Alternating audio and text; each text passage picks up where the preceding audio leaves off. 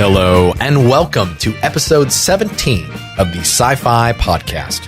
From Bloomington, Indiana, I'm Nick Zoutra. I am pleased to welcome today Dr. Alex Rosenberg to the podcast. Alex is the R. Taylor Cole Professor of Philosophy at Duke University, with secondary appointments in the Biology and Political Science departments. Alex has been a visiting professor at many universities, including Oxford University, and more recently the philosophy department at the Research School of Social Science of the Australian National University and the University of Bristol. He has held fellowships from the National Science Foundation, the American Council of Learned Societies, and the John Simon Guggenheim Foundation. In 1993, Alex received the Lakatos Award in the philosophy of science. In 2006 to 2007, he had held a fellowship at the National Humanities Center. And he's also the Pi Beta Kappa Romanel lecturer from 2006 to 2007. Alex is the author of more than a dozen academic books and a couple of hundred journal articles. Alex has also written 2 historical novels published by Lake Union. One, The Girl From Krakow, appeared in 2015, and his second, Autumn in Oxford, was published in August of 2016. Alex and I had a wonderful conversation. I got to learn quite a bit about his early upbringing in the philosophy of science and what it was like, and see his evolution over time and his varied interest. And we conclude our chat with his discussion as a successful novelist now, as well as philosopher of science. So that is something that I think is certainly distinguished Alex as an individual who we've had on this podcast. So without further ado, let's bring in Alex.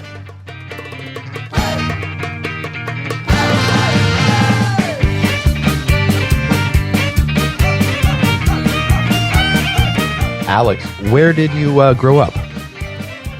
Well, I grew up in New York City, mainly, from the time I was 9 until I left at the age of 20.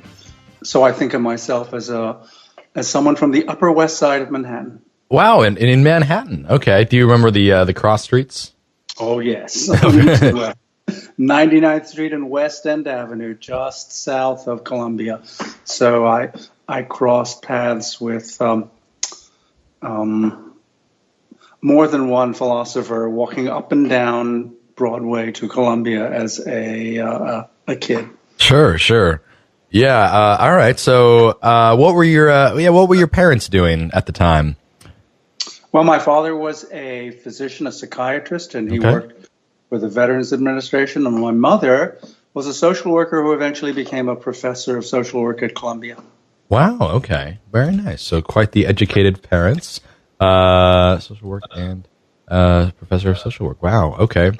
So what was it like as a child growing up in the Upper West Side of Manhattan? Well, as I had parents who both worked and were relatively laissez-faire, it was wonderful.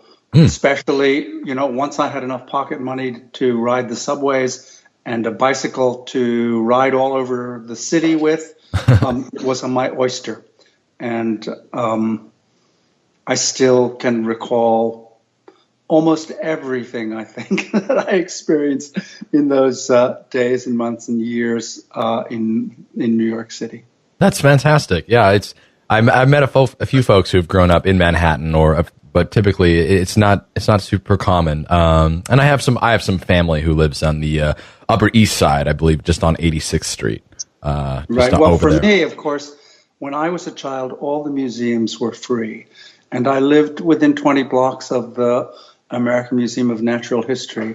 And I'd say between Sputnik and the American Museum of Natural History, I was pretty narrowly constrained and directed into science. Yeah, so let's I'm interested about that. What is it about, you think maybe being in New York City has then allowed or afforded you to become interested in science? Well, I really not so sure it was the city so much as the times. I was 11 when the Soviets launched Sputnik, and everything changed in American education in ways that continued to shape my career right through graduate school. What are some of those things? the emphasis on science and on technology and its bearing on international competition with the Soviets led to a lot of funding pattern changes in the government. And I, even at that time, already wanted to be a physicist because I was very intrigued by fundamental physics. And I remember the first book I ever bought was The Universe and Dr. Einstein by some guy named Lincoln Barnett. A thin little book with a picture of Einstein on the cover. As I said, that interest of mine led me to go to Stuyvesant High School, a high school from which a large number of philosophers of science over the years have graduated or at least attended, of whom David Malamud and Larry Sklar are prior examples prior to me. But I was also an art student. I went to the Art Students League, and I did a lot of art. And sometimes in after years, I wondered whether I would have done better if I had gone to the High School of Music and Art, another school to which I was admitted. What kind of art were you interested in, or what did you do? I was interested in very representational art, and the medium I particularly enjoyed was watercolor, which was always the most difficult medium. But I think by the time I finished high school, and I was still going to art school part-time during that period, I began to think that the waves of abstract expression and other kinds of fashions in art would have marginalized my own interests and talents, and that's another reason why I was pretty confident I needed to become a physicist. How would you feel they would have marginalized them? Well, you do representational art, and back then there was no market for it. This was long before pop, and hard edge, and realism, and it was impossible, of course, to predict the direction in which art might have moved.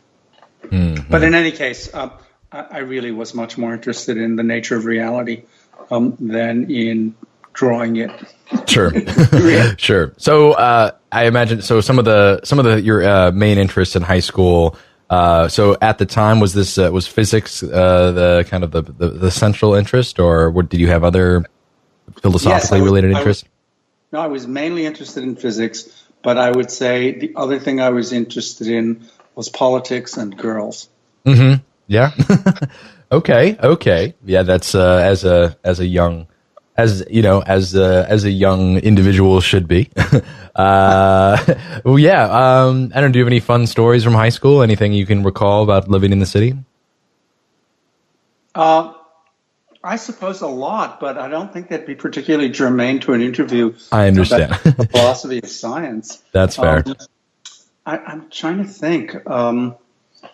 Was there anything that was going on? I guess intellectually, I was reading a lot of books about physics, like 1, 2, 3 Infinity by George Gamow, and The Restless Universe by Max Born, and books about mathematics, like Mathematician's Topology by Hardy, and How to Solve It by Poya. Those were the intellectually interesting things that I was doing. But I was also, spending a lot of time in political organizations that eventually merged with SDS. So what kinds of political organizations? Ban the Bomb, civil rights, the Reform Democratic Party movement in New York City that was trying to undermine Tammany Hall, those kinds of movements. Some of the figures that I came across or got to know in that time were an assemblyman from Harlem named Mark Lane, who then made a living out of the Kennedy assassination, and Tom Hayden, who I met very early in his own political career and mine too. Wow. Okay. All right. So you had quite a few varied interests in high school. So what came next? Where did you find yourself off to after high school? Well, I went to university and I majored in physics, and I made a conceptual mistake. Oh, yeah? And the conceptual mistake led me into philosophy, and it took me 2 years and David Hume to identify the conceptual mistake. And once I had done so, it was too late to go back into physics. And furthermore, I then, at very late in my undergraduate career, was required to take a course in mainstream economics, which was the last subject I wanted to study because I was a person of the left. And I discovered at that point that that's what I really should have studied all along.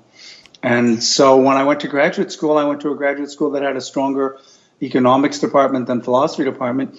And I started taking a lot of courses in economics. And that's how I eventually wrote my dissertation on the philosophy of economics. And it's a wonderful strategy to write a dissertation on a subject which does not exist. Yeah, so I'm very interested to hear about the dissertation. Let's just one step back in terms of, what is it that drew you into what was the conceptual mistake? And then I knew I need to know. You went really quick over this. What the conceptual mistake was simple. Somehow I took it into my head studying physics that its explanations were fundamentally unsatisfactory, and they were unsatisfactory because they didn't show how the actual was necessary.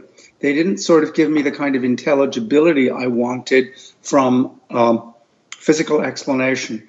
And so, of course, a year or so after beginning to pursue this, the dissatisfaction made me think, well, at least in philosophy, there's an opportunity to consider matters of intelligibility as opposed to mere matters of fact. So I started studying philosophy, and within a year I read the Treatise of Human Nature.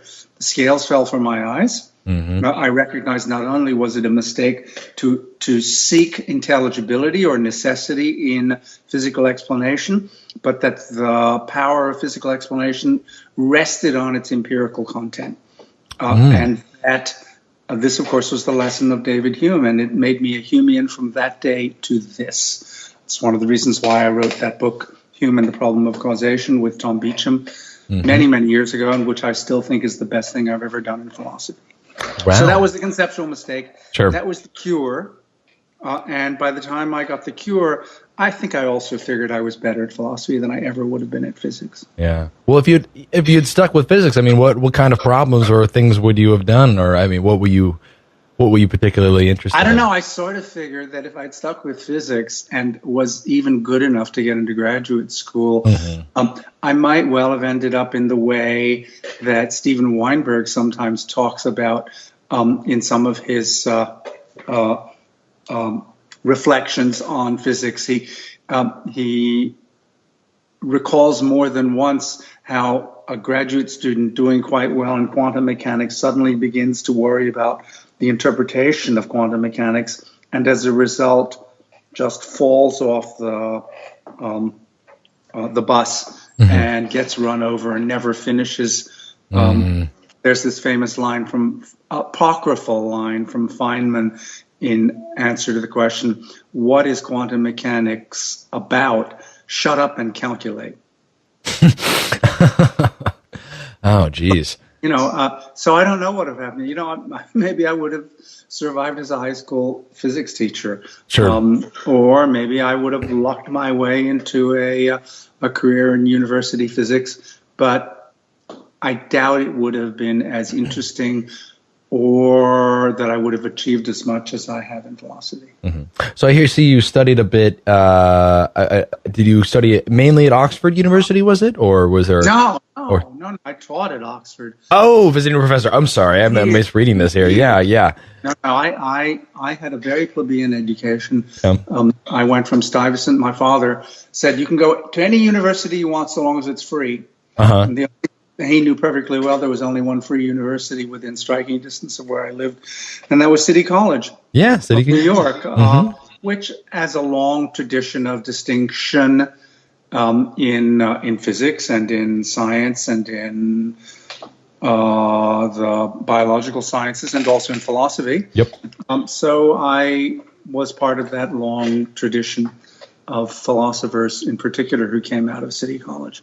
Ernest Nagel was probably the predecessor of mine to whom I looked up the most. Okay. So, and did you do both undergrad and graduate school? No. Okay. Yeah. But we're still talking about undergrad and starting in physics, shifting over into interest in philosophy. And so when did the turn into economics happen? My university, City College, required that every student graduating with a BA take 2 courses in economics, and it was the last thing I wanted to do. So I petitioned to be excused from the 2 courses, so I could take more philosophy. And in its wisdom, the relevant committee excused me from 1 course. So I postponed taking economics till the 2nd semester of my senior year, and I walked into this class taught by a graduate student of Paul Samuelson's from MIT. And almost instantly discovered that this was a subject that I should have been studying from the outset. And I see you have a book, and I'm sure several papers on this on the study. So what is it about? What was it about economics? What was the the telling sign that this is something you ought to study? Well, it was a intellectually interesting exercise full of models and with relatively simple mathematics, and it, I think, appealed to my sense of the intelligibility of a discipline and of its explanations, because, of course, of the assumption of rational choice that operates throughout mainstream neoclassical economics. Yeah. And I was interested at this point in the philosophy of science already, and in the implications of the philosophy of science for pre-paradigm sciences, or sciences that hadn't yet established a paradigm, or whose paradigm wasn't particularly successful. Sure. And all 3 of those things are true of most of the social sciences, and they were at that time and they are today. And so when I got to graduate school, it wasn't difficult to identify this as a tremendously underworked area of philosophy, and one in which I would have a significant comparative advantage.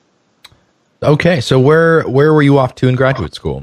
Johns Hopkins. Okay. University. It's what was then, it is now a very small department, but at least in the years I went there, there were some exceptionally wonderful people who went there. So in my class, there was Helen Longino. Oh, wow. Yeah. Lynn Rutter Baker, and in the year before me, Tom Beecham, and a lot of other people who subsequently made a mark in philosophy and philosophy of science. So what were you guys all studying different things? Was there a particular, what was the atmosphere like in that graduate program?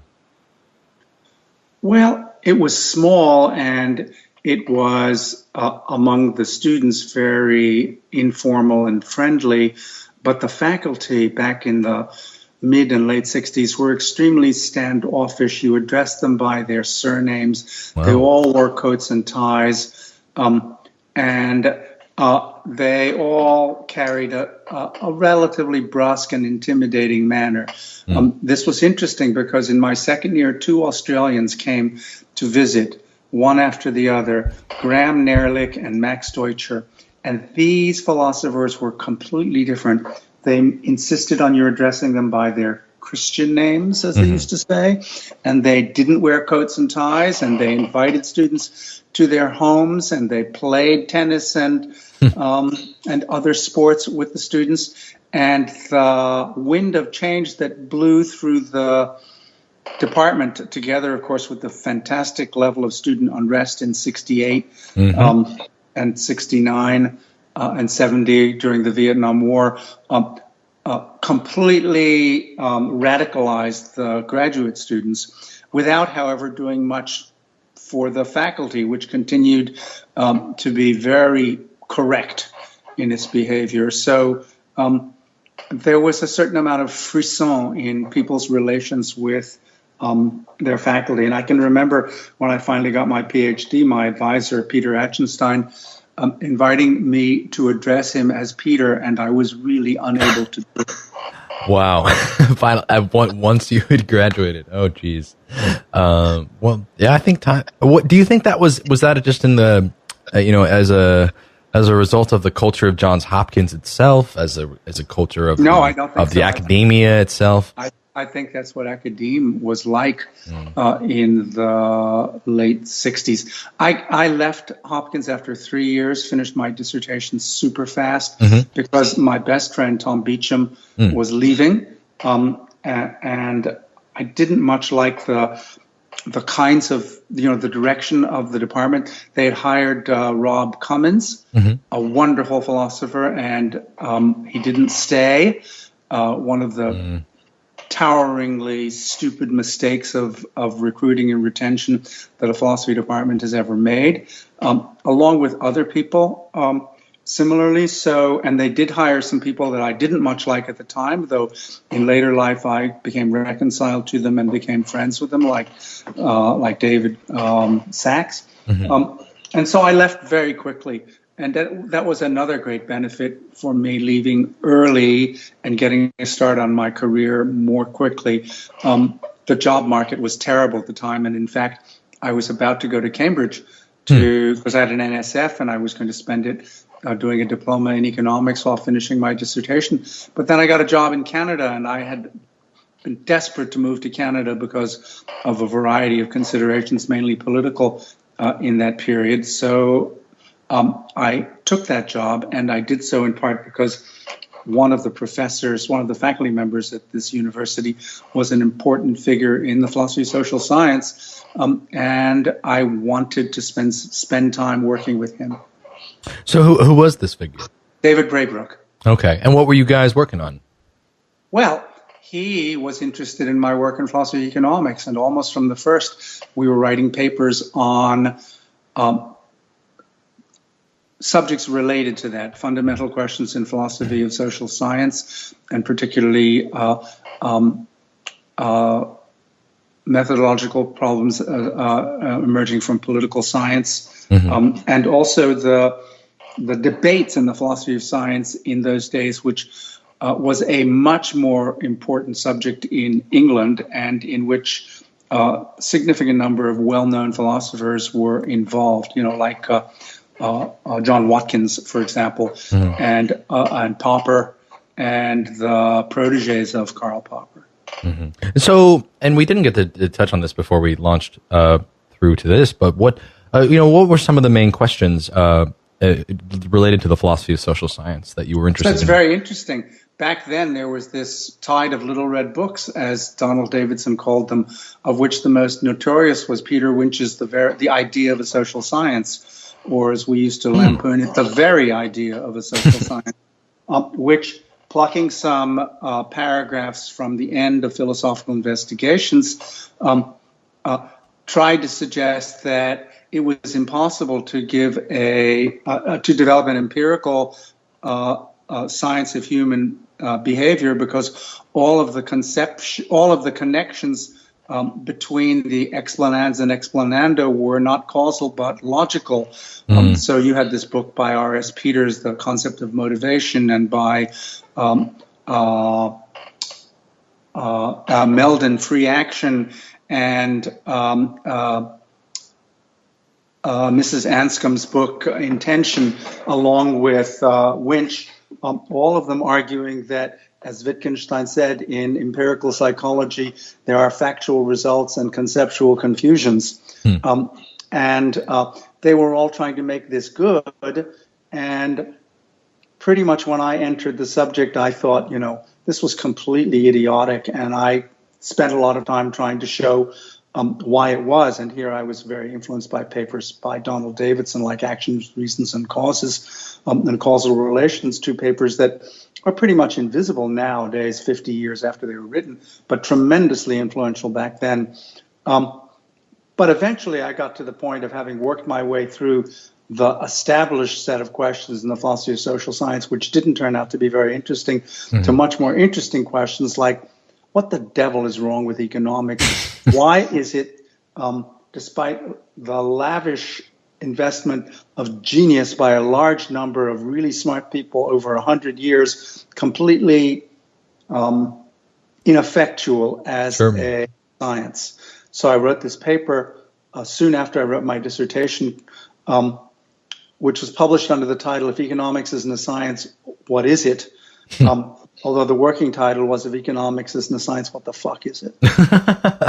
I would have liked that title, but it's not the same one. Is fine. It's, the former is fine.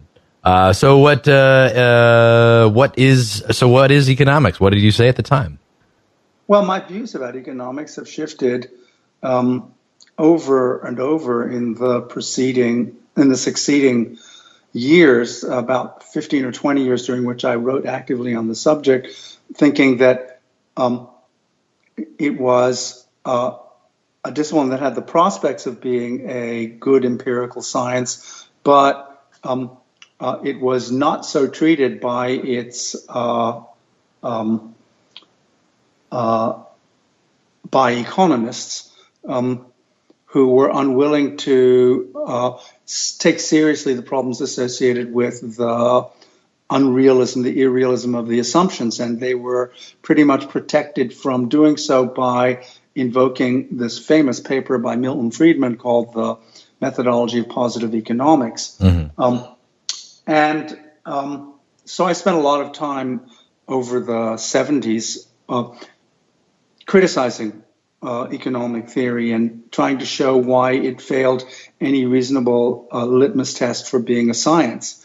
Of course, during that period, litmus tests for being a science were becoming increasingly unpopular.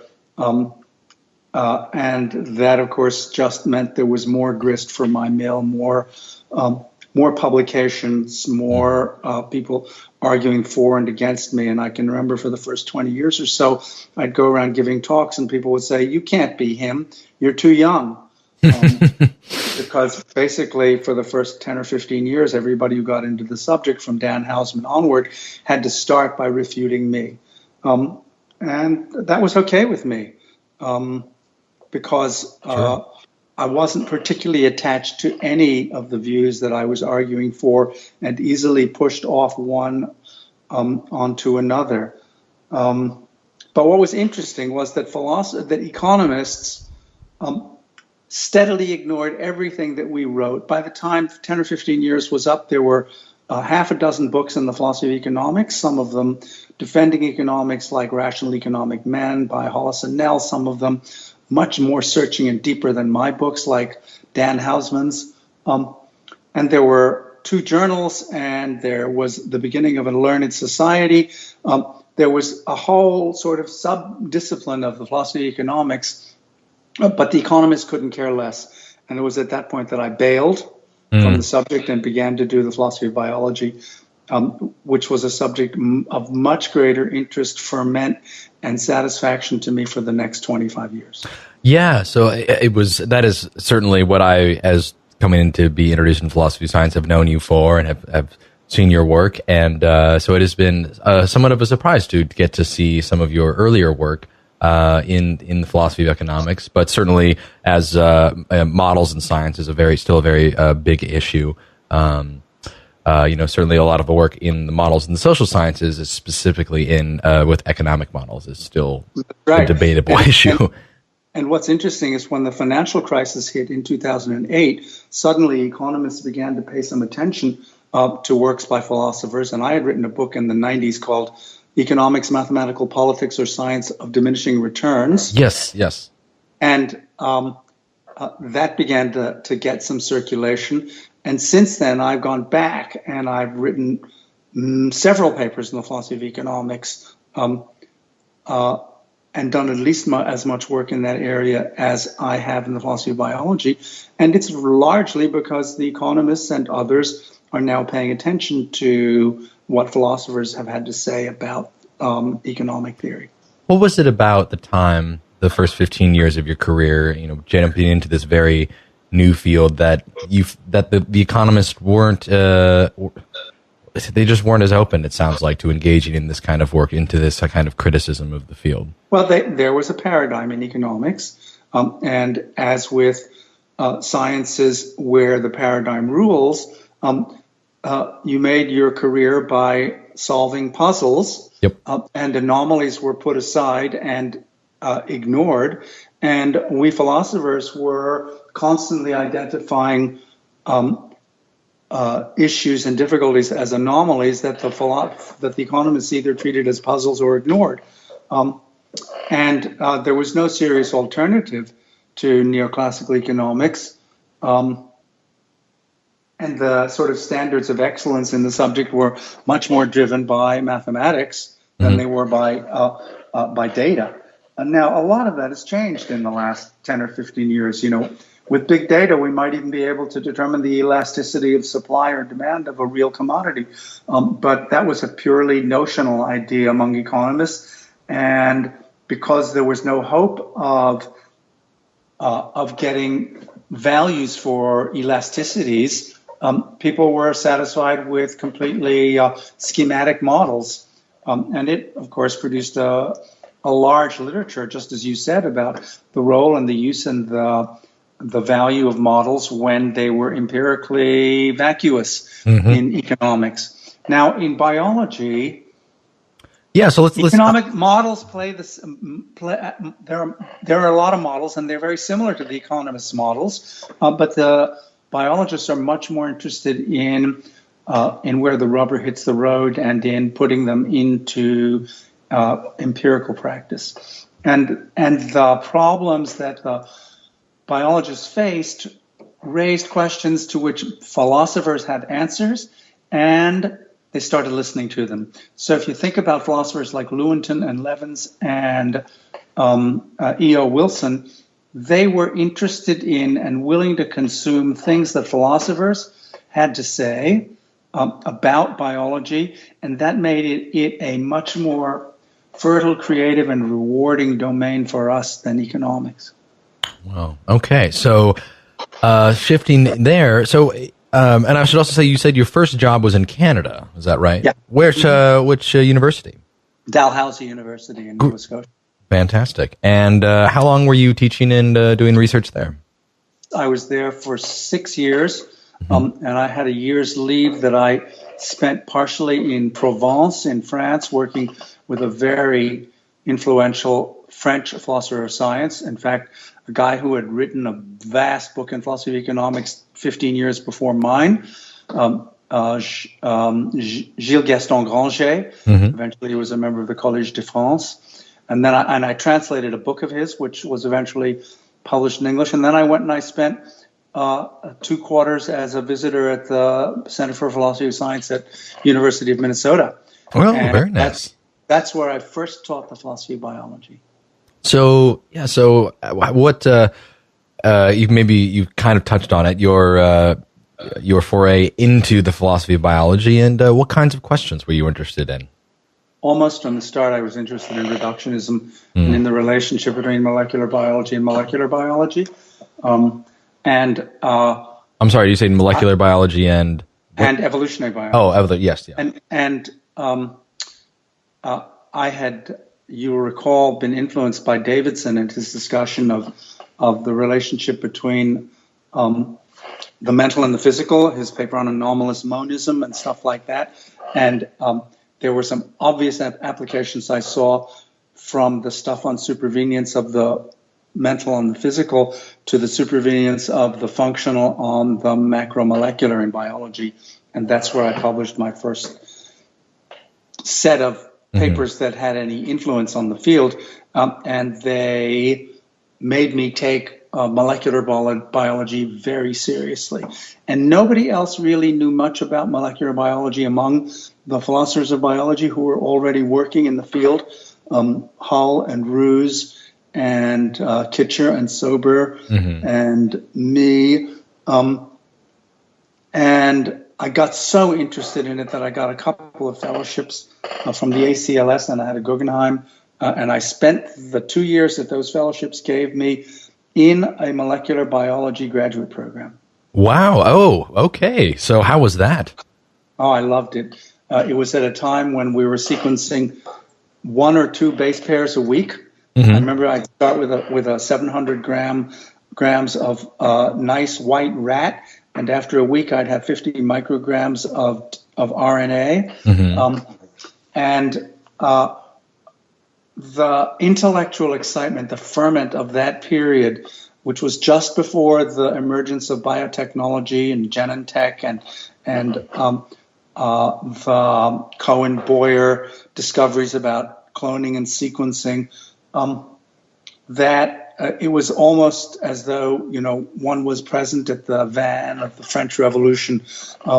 To be alive was wonderful, but to be young was heaven, right? Or to be intellectually young. And I wasn't any longer quite so intellectually young in philosophy, Sure. But I felt like I was, if not present at the creation in 1953 with Watson and Crick, present at the beginning of the sort of the second generation of takeoff of molecular biology.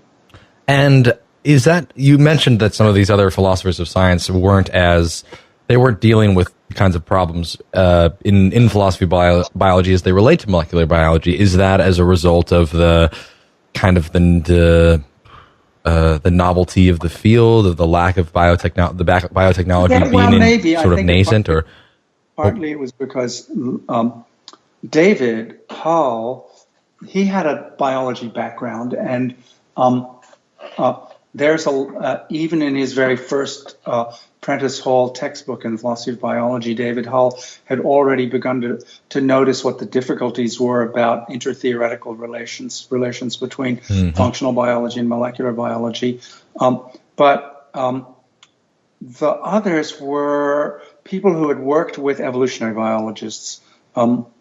Even Lewontin, although he was interested in using electrophoresis as a technique, was still interested in testing hypotheses that were recognizably in population genetics and evolutionary biology. So none of the early sort of pioneers actually had the opportunity, I think, to spend time in molecular biology labs. And so they weren't quite as interested in problems about molecular developmental biology, about the relationship between structural and regulatory genes, about the nature of the inference from the lack of function to junk status for DNA.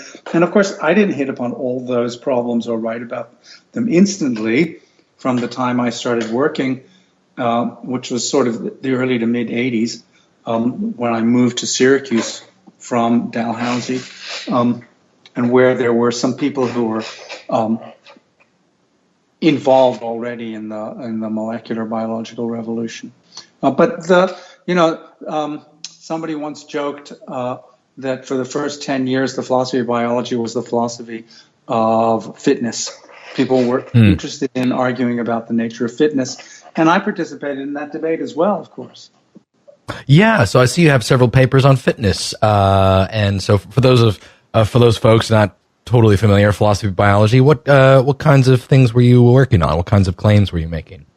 Well, everybody had long noticed this argument from Popper that the theory of natural selection was unfalsifiable because fitness was defined in terms of its effects, in terms of reproduction, and that made it untestable and therefore unfalsifiable. And Popper held this view for a fair amount of time, and of course it's superficial and mistaken, but figuring out exactly what the relationship is between fitness and reproduction, and how that relationship can be understood in a way that not only avoids the criticism of the theory as falsifiable, a criticism that the creationists, of course, help themselves to, but how we should correctly understand the research practices of biologists. That was a problem that a lot of people got themselves involved in. Kitcher, Sober, Brandon, me, Ken Waters, Linley Darden, Mary Williams, Richard Burian, the whole first generation of philosophers of biology worked on this question. And a lot of the subsequent discussions of the nature of drift, probability, and the statistical character of evolutionary theory emerged directly out of debates about the nature of fitness. Wow. That is something. All right. So, and at this point, you are studying. Which university are you currently studying?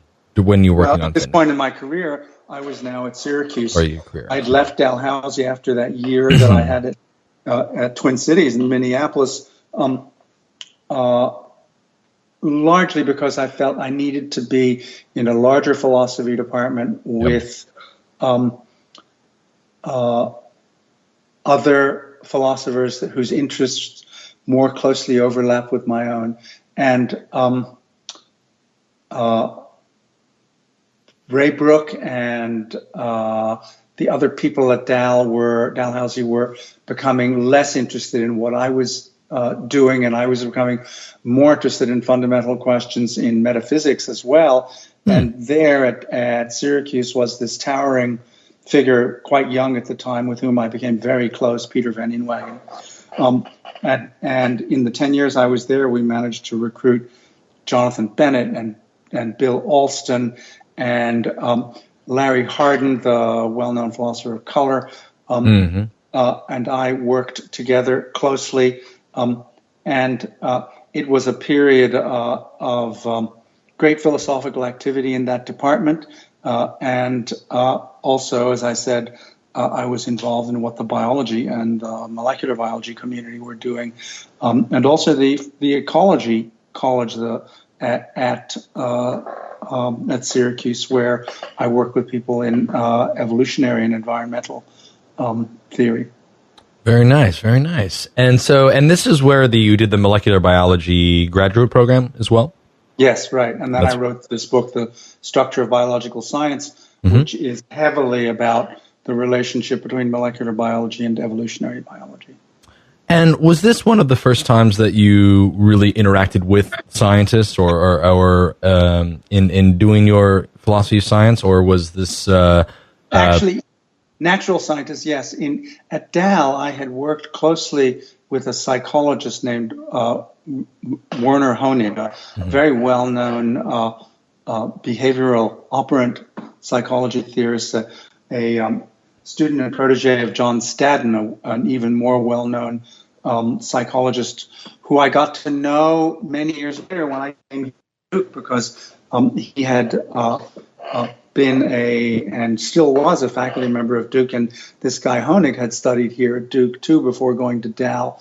But I worked with him on philosophy of psychology, and we were particularly interested in neuroscience, in the identity theory, and in the relationship of behavioral and Skinnerian theory to cognitive science. And that sort of primed me for my work in molecular biology and its relation to functional science. I can remember reading Fodor's psychological explanation and teaching it with him back in the I guess it was the early 70s. It's a book that begins with, many philosophers think that we can solve all the problems of psychology on a Saturday afternoon. Well, it rained last Saturday afternoon, so I sat down. Very nice. That was the beginning of Fodor's sense of humor. Yeah. You said you taught a class with him? No. I taught that. Taught that class. Using gotcha. Sorry. Okay, cool. I plucked a lot of approaches to problems in the philosophy of biology from that book. And in fact, I long said, and people have since agreed, that for almost every problem in the philosophy of psychology, there's a dual problem in the philosophy of biology, but one in which intentionality doesn't arise. I was to think about that. Yeah. So anyway, there I was at Syracuse, and that was the first time that I spent a good deal of time working in the labs of biologists and taking courses from biologists. And so what Did you find how did your approach, what kind of impact did that have in terms of taking courses with biologists, working with biologists, studying, perhaps doing some empirical projects? What did that do, if anything, for your philosophy of science career? Well, there are problems in in biology, or at the intersection. The most general kinds of problems are intertheoretical relations, especially in biology, that biologists don't have the machinery to think about, and that philosophers do. And I can only hope that I had some influence back then among these molecular biologists in helping them think about the relationship between the theory and Darwinian kinds of considerations. And of course, there were biologists who wrote on this subject too, like Jacques Monod and others. And of course, in terms of affecting the education of graduate students in biology and making them see that molecular biology and evolutionary biology were not sealed off from one another in the way that I think Ernst Mayr and a previous generation of biologists were teaching their students was important as well.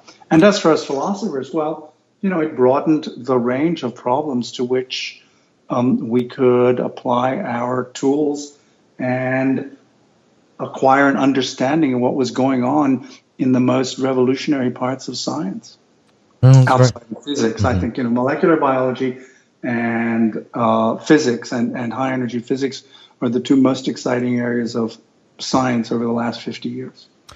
So you have several dozens of papers in philosophy of biology, from fitness to models to all the relation between molecular biology and evolutionary theory.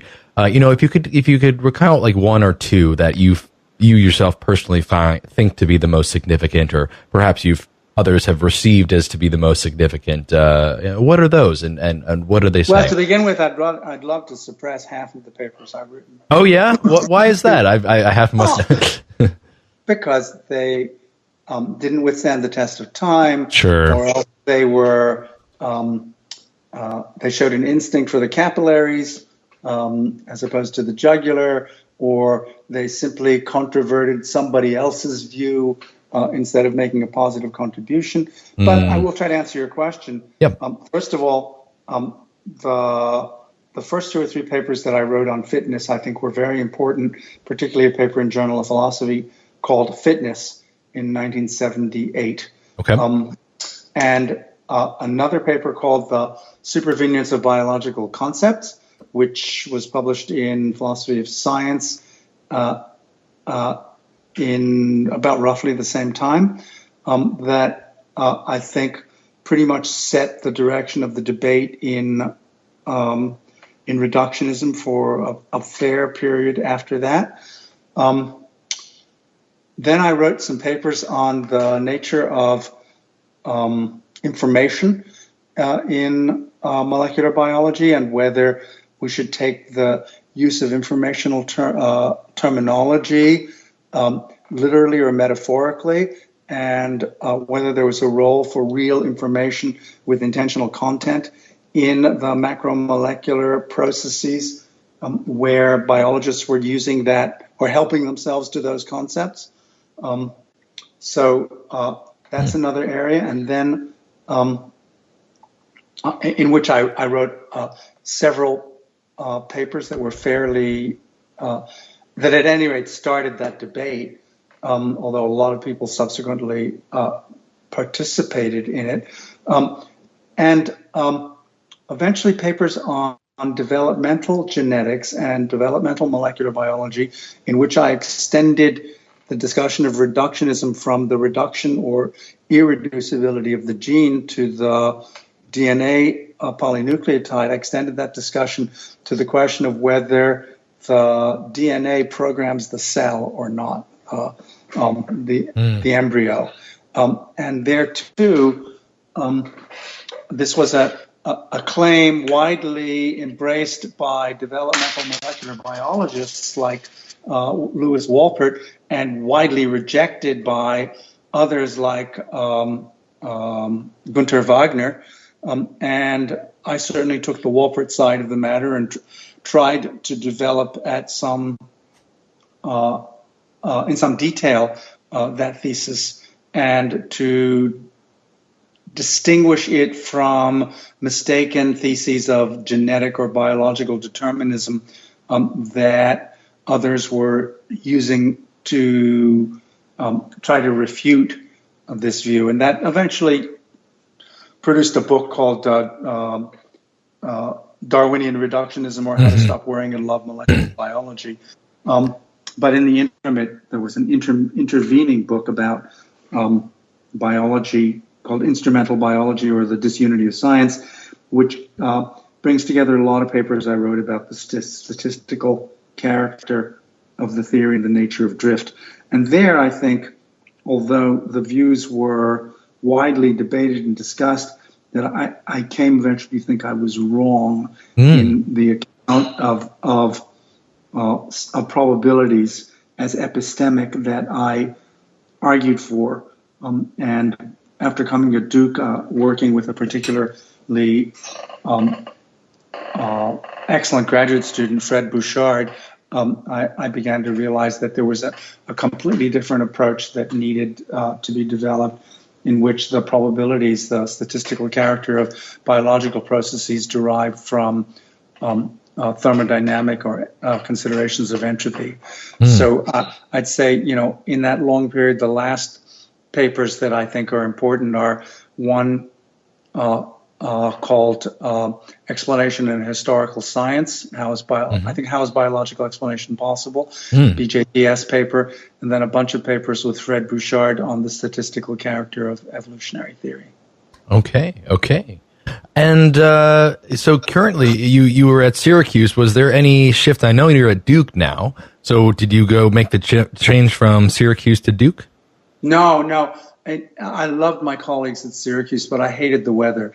Yeah. I was a runner, and I was running 365 days a year in zero Qs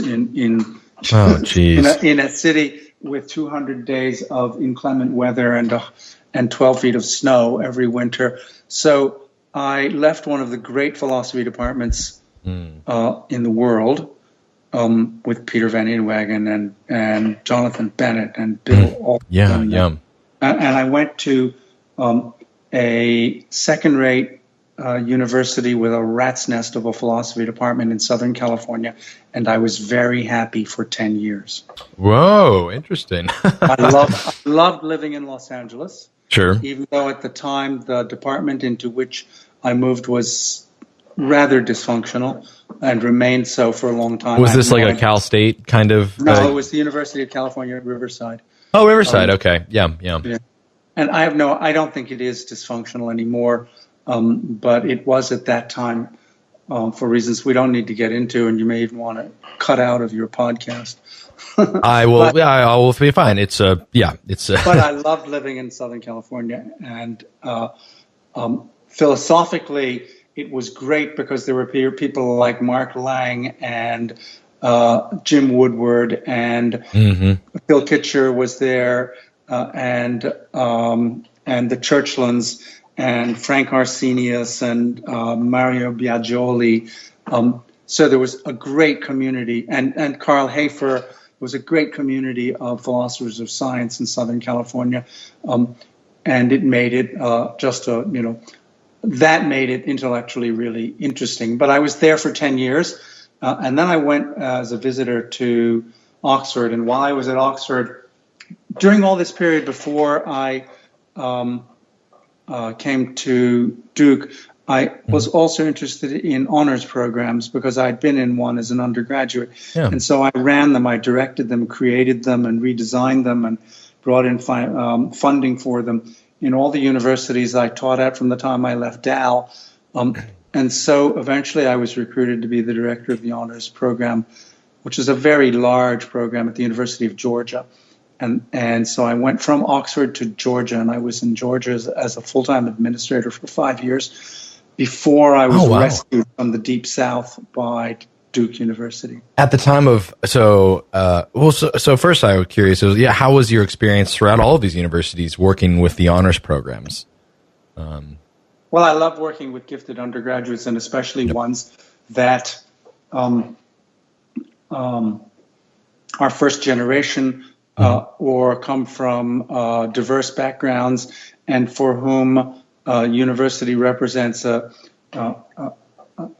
chance to really enrich and deepen their the resources they have with which to deal with the rest of their lives. So over the years, I've sought opportunities for providing such students with the kinds of undergraduate education they deserve, the kinds of research opportunities that they need, and the kind of push in the direction of academe that will enhance and diversify the professoriate. And I did that right through until I came to Duke. And at Duke, Duke is not a university at which there's any point having an honors program. How did you feel? I'm curious, as someone hoping to take on a professorial role. How did you feel your time as a teacher or someone in a kind of an administrative role interacted with your role as a researcher at that? Would you see them as quite distinct activities, or did one inform the other? I think that when you're a teacher, it gives you an opportunity to frame your research in ways that is really effective and that communicates it to your colleagues, to graduate students, and to the educated public. There's no point doing groundbreaking research unless you can express it and communicate it to others. If you can't communicate your research to other people, it might as well never have been undertaken. And I have found over the years that both teaching graduate students and undergraduates is the best way to make yourself articulate the theses that you're trying to defend. I'd say the history of my research is I write a whole bunch of papers on a certain line of country, and suddenly I realize I've got a book. And I sit down and I write that book, and in that book I try to start from a position where the general reader can understand what is going on at the beginning and take that reader through the subject until you've brought them to the research frontier. And the best way to do that is to try to convert what your academic papers into your teaching. Yeah. Okay. Very nice. Very nice. So I've been asking this to several of my some other interview folks who I've had on to interview, and I think this is very interesting for up and coming philosophers of science. So what do you find to be some of the main challenges facing philosophy of science today? Gee, what a hard question. The main challenge in the philosophy of science are the particular problems that philosophers are wrestling with. And they're not wrestling with these problems because they're sort of on a top 10 list of popular or visible or problems that we all recognize to be preoccupying the discipline as a whole. They're wrestling with problems that emerge from their appreciation of the sciences.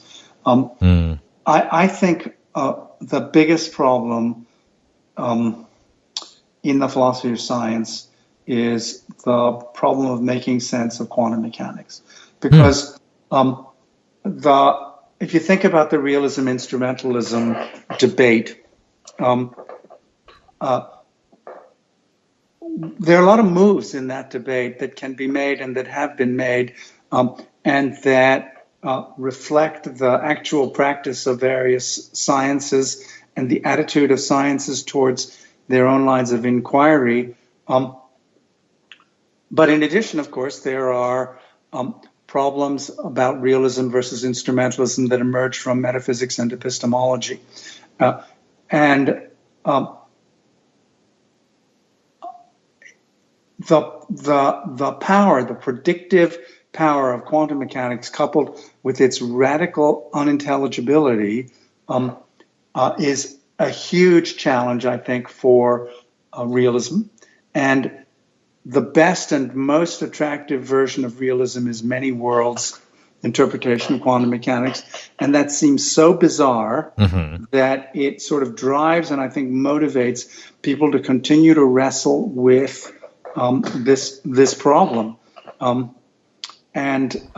Although it's not one to which I can contribute because I just don't know enough, it just makes me a consumer. Sure. I'd have to say it's what puzzles me the most, and what I would like to see a resolution to. Do I expect it? Probably not. Although I do love David Wallace's book. Okay. Yeah. Other problems. I think that the problem in the philosophy of psychology that almost everybody remains a physicalist anti-reductionist is deeply mystifying to me. And in fact, the dysfunction of physicalist anti-reductionism is so evident that it has generated, panpsychism in the hands of wonderfully brilliant philosophers like Chalmers or Galen Strawson. And panpsychism just seems to me so batshit that I say, there's got to be a solution on the other end, some kind of a reductionist account, or maybe a eliminativist account of cognitive theory or cognitive neuroscience. But that frustrates me just as much because I'm wrestling, without writing much about it, a little, but not much, with the sort of pragmatic paradox of saying, well, I'm an eliminativist. That is, I believe that there are no beliefs. Yeah. Okay. So those are the two problems that interest me the most. And of course, the physicalist autonomy or irreducibility problem has its dual in biology. And you still see wonderful books like Paul Griffith's book on genetics and philosophy, and other kinds of books and articles that continue to insist on the irreducibility of functional biology to molecular biology, and insist that irreducibility is not merely epistemic, not a matter of our ignorance and limits to knowledge, or the fine-grained versus coarse-grained practical agendas of the two subdisciplines. They say it's a real difference, and I don't understand how it's possible. Okay. Well, I think there's certainly work to be done on both of these problems. Yeah. Do you see yourself? I mean, you started off in physics. Do you ever? And you've done so many different things. Do you ever see yourself, at some point getting back into philosophy of physics? Nope. Nope. I read it. I read a lot of. Read a lot. Okay, great. I try to keep up with the physicists, and I've become rather good friends with Sean Carroll, physicist at Caltech. But I know my limits, and understandable. If and when I retire, the first thing I'm going to do is start taking a lot of math courses. And a lot more physics. But there are much smarter people than me in the philosophy of physics, and I'm going to leave the coal face to them. Sure. Yeah, absolutely. All right. So now we are here at Duke University. What's the plan for the next little while? What kinds of things are you getting into? I've been here for 18 years. Oh, okay. I settled down at Duke and decided I wasn't going to leave. Yeah. Duke is almost as wonderful a university as it thinks it is. And it's been a great sort of number one, number two place in the world in philosophy of biology. Yeah. and Karen Neander and Dan McShay and the biologists who are so interested in the philosophy of biology here, coming here was an opportunity to redouble double down in my work in the philosophy of biology, and I've done that persistently, or did that for the first 10 years or so, and then the financial crisis hit, and I became equally interested in philosophy of economics. So I'm working in both of those areas now, but also in neuroscience. I've just written a book called Getting Beyond Narrative, What Neuroscience Teaches Us About History, in which I try to apply the Nobel Prize winning work of people like Kandel and O'Keefe and the Mosers in neuroscience to our understanding of narrative history. And this is an obvious connection between my work in philosophy of biology and reductionism and my work in the social sciences and the philosophy of the social sciences. So that's sort of where my main interests are now in philosophy of neuroscience. And just maybe briefly, you could share us what does neuroscience teach us about history? What kinds of things are you thinking about? So the work by these Nobel Prize winning neuroscientists on the nature of how information is recorded and employed in the brain strongly undermines the belief-desire model of explanation. There's no representations there. And so, of course, in the brain, and this raises problems of reductionism, and not just the abstract philosophical problems of reductionism, but I think it shows that when the historian asks questions like, why exactly did the Kaiser give the Austrians a blank check that led to the First World War? When historians ask that question and try to answer it, there's no fact of the matter. And it renders fatuous the historical debates about the real causes of the most interesting and important historical events and recorded, all the way back as far as you can go in historians asking and attempting to answer why questions by appeal to psychological narratives. Yep. Very good, very good. Well, I'm very looking forward to it. You said, is the book currently out, or is it in preparation? The book is currently being reviewed and rejected by presses, which have to get referees from historians. Oh, okay. Historians will hate this book. Oh, I bet. They're some of their methodology, their challenge. It's a pretty big challenge there. Oh yes, that's exactly right. The book suggests that there's no there in history.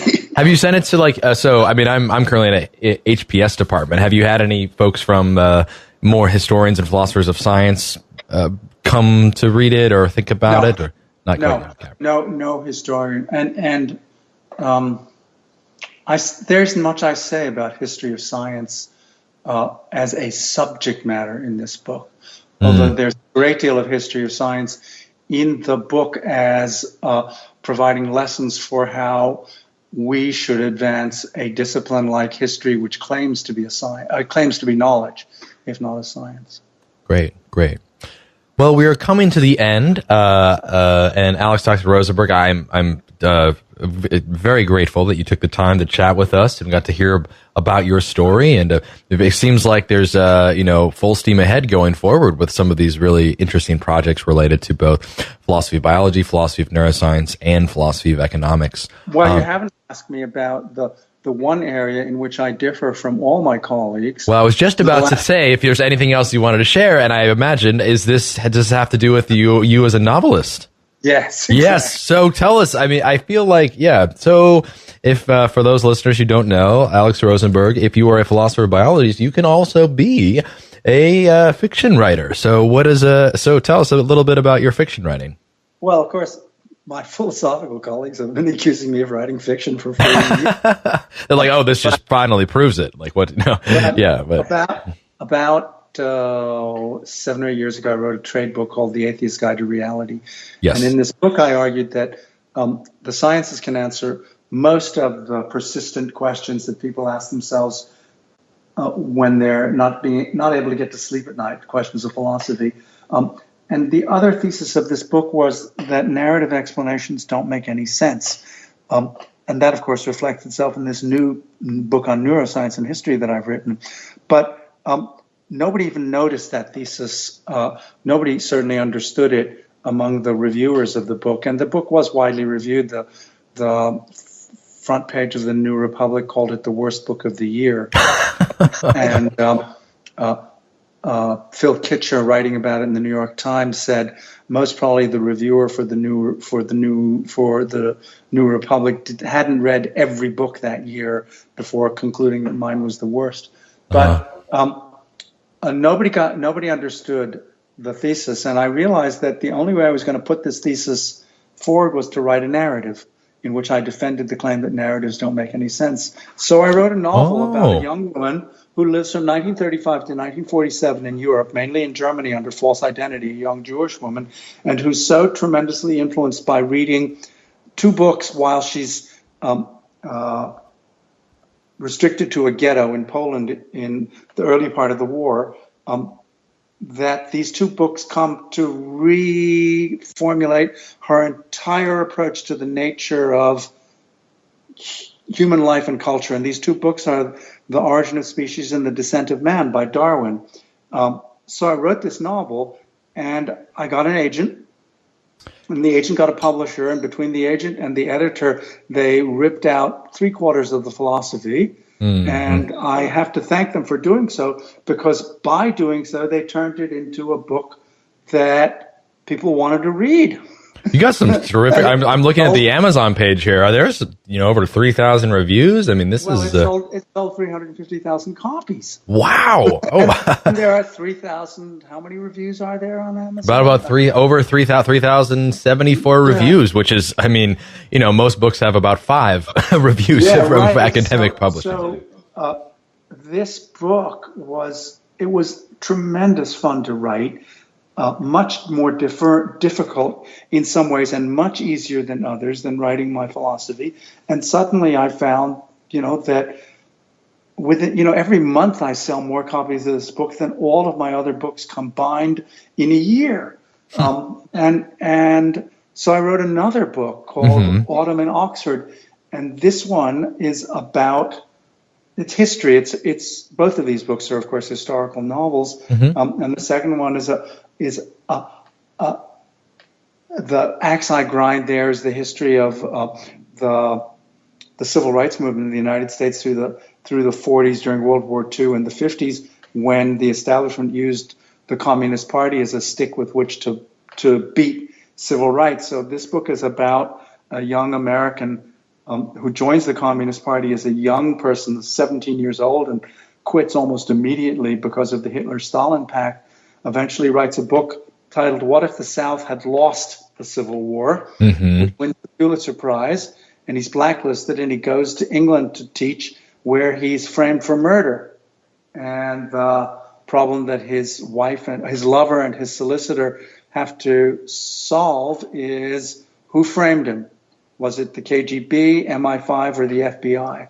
So that was the second novel I wrote, and after I wrote that novel, I sat down and wrote my new neuroscience book to keep my hand in philosophy. Yeah, sure. And that book has sold not as well as the Girl from Krakow, the first book, but remarkably well. And now I'm writing my third novel. Great. So that's sort of a whole sideline. How did you? I feel like in writing novels, I've got to continue to earn my living as a philosophy professor. So how did you come to learn fiction writing? Was this from voraciously reading fiction yourself? Did you take courses? How did you come up? And are these stories that you're writing, are they based at all on actual history, or are these just straight from imagination? I think learning to write philosophy, it teaches you how to write. It's an unfortunate fact about our discipline that a lot of the papers in it are difficult to read. But I learned from the two great philosophical influences on my life, David Braybrook and Jonathan Bennett, not to shift the burden of understanding to the reader. And when you think seriously about those in writing philosophy, and then you come to writing fiction, it's even further reinforced. And as you sit there writing fiction, unlike philosophy, you say to yourself, does this sentence have to be read more than once? And if it does, you rewrite it. And then, of course, in writing fiction, you've got agents and editors who are not interested in validity and soundness, but intelligibility and art. And so these are people who keep your nose to the grindstone of writing the kinds of prose that people want to read. But I do think that, writing 200 papers and 12 books in philosophy actually made a difference to my ability to communicate. I suspect there are other philosophers who are potentially much more talented writers of fiction than I am. But now to get to your other question, yes, I was, in addition to having philosophical and political motivations for writing what I've written, a whole other side. All my life, I've read history, narrative history, the kind of thing that I say is cognitively worthless because it's so fantastically enjoyable and so diverting. And I've had a sort of a retentive memory for it. And so I think the comparative advantage I have in writing novels is that I don't have to do any research. The history of the times is second nature to me. And so